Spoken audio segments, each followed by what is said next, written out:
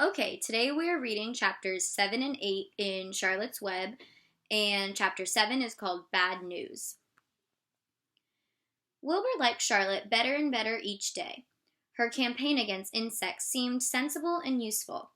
Hardly anybody around the farm had a good word to say for a fly.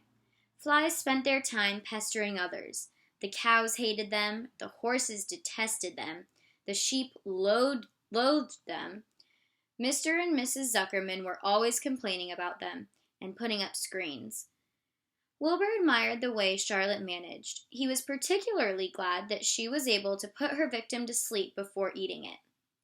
"It's real thoughtful of you to do that, Charlotte," he said.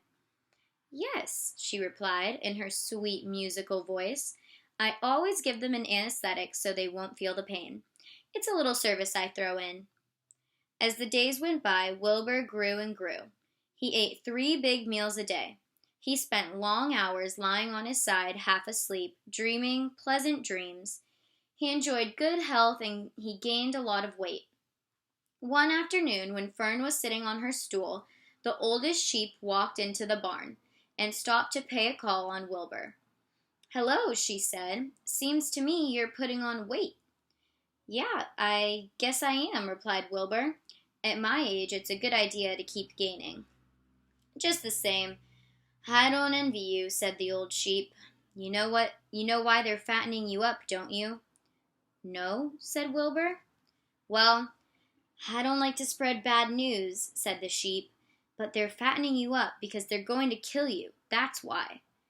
"They're going to what?" screamed Wilbur. Fern grew rigid on her stool. "Kill you, turn you into smoked bacon and ham," continued the old sheep. "Almost all young pigs get murdered by the farmer as soon as the real cold weather sets in. There's a regular conspiracy around here to kill you at Christmas time. Everybody is in the plot. Lurvy, Zuckerman, even John Arable." "Mr. Arable?" sobbed Wilbur. "Fern's father?" "Certainly. When a pig is to be butchered, everybody helps. I'm an old sheep, and I see the same thing. Same old business, year after year. Arable arrives with his .22, shoots the— "Stop!" screamed Wilbur. "I don't want to die. Save me, somebody, save me." Fern was just about to jump up when a voice was heard. "Be quiet, Wilbur," said Charlotte, who had been listening to this awful conversation. "I can't be quiet," screamed Wilbur, racing up and down.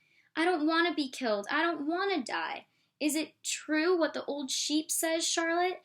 Is it true they're going to kill me when the cold weather comes?" "Well," said the spider, plucking thoughtfully at her web, "the old sheep has been around this barn a long time. She's seen many a spring pig come and go. If she says the plan to kill you, I'm sure it's true. It's also the dirtiest trick I ever heard of.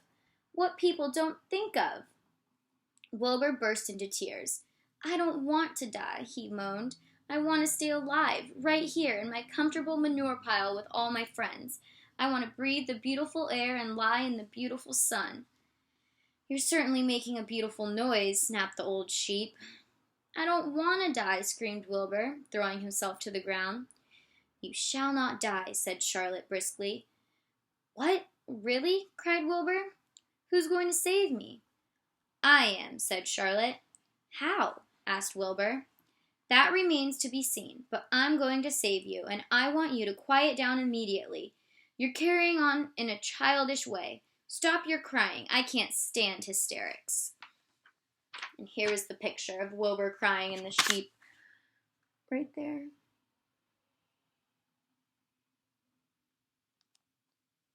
So that was chapter 7. I'm going to make a separate video for chapter 8, even though it's really short, because our classes might be separating the chapters differently. So I want to make sure there's one chapter for each video. So that was chapter 7, and make sure you watch chapter 8 too.